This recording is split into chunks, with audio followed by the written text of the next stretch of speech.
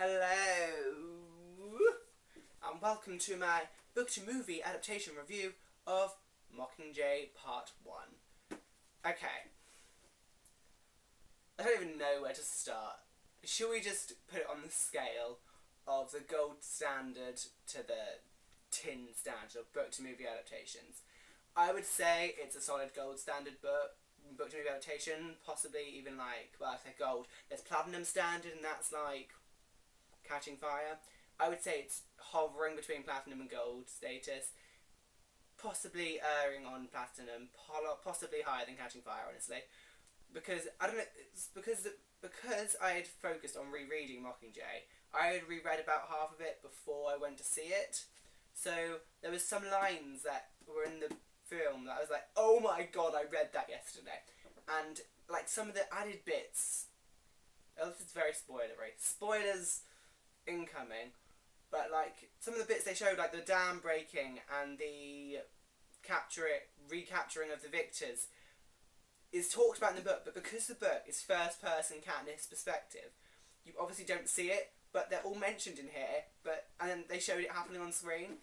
They like showed random clips, and it meant that the first half, which could have been quite stale with just lots of talking and character development, I don't know if it's developed at all, well, not developed in a positive sense, more like character destruction and inversion and complete reversion. So, yeah, but because they've inserted these scenes that are mentioned in the book, it makes it more action-packed and way more interesting to watch. It was just such a good film to watch. I was so happy with it, like seriously, so happy.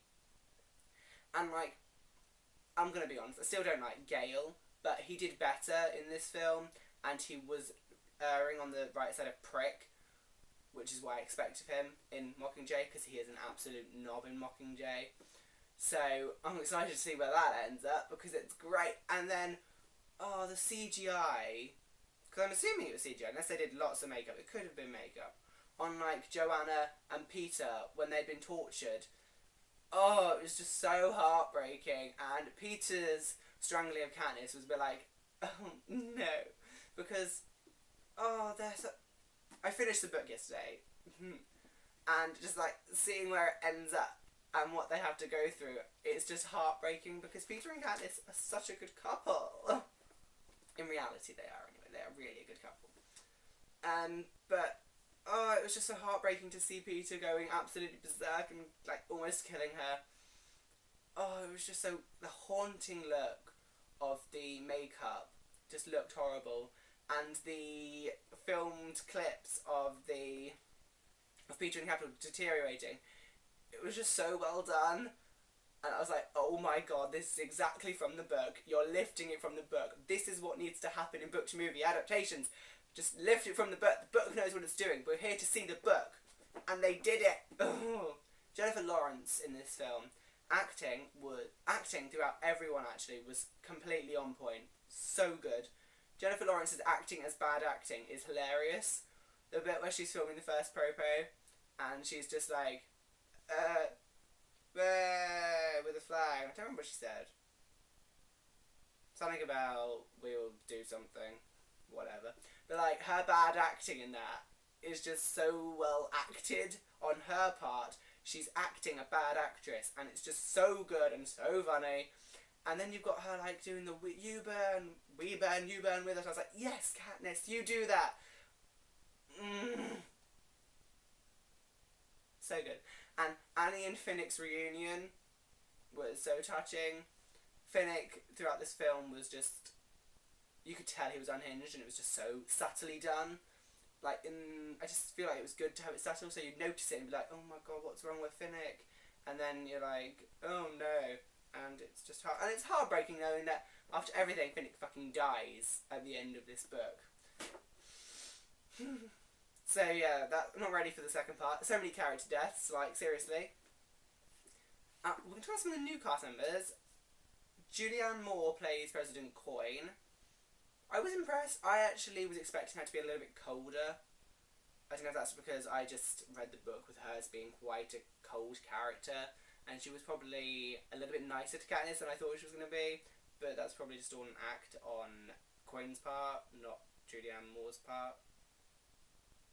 So Julianne Moore is acting Coin, who is acting being nice to Katniss, I think is what I'm getting the vibe. Because some of the things she did say were a bit like, when she was like, I wish we'd rescue the boy, and yeah, I don't know. I just thought she'd be colder to Katniss. Who else was a new cast member? There was Natalie Dormer as Cressida. She was good. I mean, Cressida's role is not a lot, to be honest, but she brought it to life. She brought Cressida's role to life. The Avox, Pollux, I don't know who plays him, but he was really well done. Castor was good. Masala was a bit like, why are you there? I know he's there in the book, which makes it even more faithful, but I don't remember him having any lines, really. It's like a named extra, but it was good because it brought the rest of the group together and it was just more faithful to the book. But I don't think anyone would have noticed if he wasn't there. Just my opinion. District 8, the bombing of District 8 though, I was just like, oh my god, what is going on? Because I knew it was going to happen, and it was just awful. The actual site inside the hospital, it just looked grimy and disgusting, and I was like, I'm feeling like this just sitting here, really uncomfortable. So Katniss must have been feeling it, Jennifer Lawrence must have filming those scenes, must have just been like, oh my god, this is disgusting, because I don't understand how they could have created such a disgusting atmosphere without a little bit of disgust. So I don't imagine that they had sick people there. I imagine it must have been pretty grimy still, but I'm a bit of a dirt phobe, so yeah. What else did I talk about? I want to keep talking because there's so much. It was just so good. Like, oh, Plutarch Heavensby, Philip Seymour Hoffman. I'm very heartbroken that he's died, because Plutarch in this was just so good. I just loved it. And then oh my god, something to talk about Effie being in it, because in the book Effie isn't in it. They've got Fulvia instead, and like they've basically kind of replaced Fulvia with Effie, which I'm totally cool with, because Elizabeth Banks as Effie is just mind-blowingly great. And it was just so, she was just like, she had the kind of bitter, I didn't really want to be here, but Katniss is my bae, because Katniss and Effie are like the best friendship ever. And it was like hugs, and oh, Katniss and Effie. And Effie as a whole, she just added extra to the film, and I really liked that. I just realised they missed the bit with the We Remember propos videos, but that's okay, I suppose. I don't think they would have added a lot to the plot, because they don't. But Finnick doing the propo was really good, because that happened in the book, and I actually hadn't got that far on Tuesday, the day before I went to see it. So I read that yesterday on the Thursday, and Finnick was doing that, but I was like, oh my god, he just said those lines in the film. If you're getting like that, you're just recognising all the lines. That's how you know it's a good book to movie adaptation.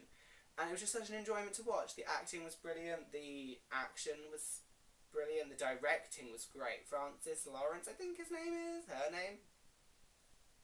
Francis Lawrence, they did a great job on the directing on this. And just some of the creative decisions they made, and like visually this film was just stunning. Like the scenes, the dam breaking, the singing for the Hanging Tree song, where they did the Hanging Tree song, District 13, they all looked so good. So good. Oh my god. The Hanging Tree song was like heartbreaking. And Jennifer Lawrence just doing it was just, apparently she did it in one take, and I'd be like, I can see that, because it was just so beautifully done. And then I kind of faded it into the scene where they're breaking the dam, which is mentioned in the book. If you read the book, it actually mentions them breaking the dam. Because when we first saw the trailer, me and my friends were like, when the hell did a dam break? But it did break, and they mentioned it in here. I'm so excited for part 2. I'm really disappointed we have to wait a whole year. Well, actually no, because I saw it on the 20th, and it's supposed to come out on the 20th, so I'm hoping to go see it on the 19th next year, on the midnight screening again, because I went to the midnight screening, it was really fun. But yeah, Mockingjay, part 1, on the book to movie adaptation scale, it is a platinum, decided, platinum. Platinum is the highest ranking, and that's also where, actually no, it's probably not the highest ranking. Oh god. Now I'm thinking of my own scale, what's higher? Platinum, and there'll be the diamonds tier. The diamond tier doesn't exist. Decided. It goes platinum to tin. So platinum, gold, silver, bronze, copper, tin.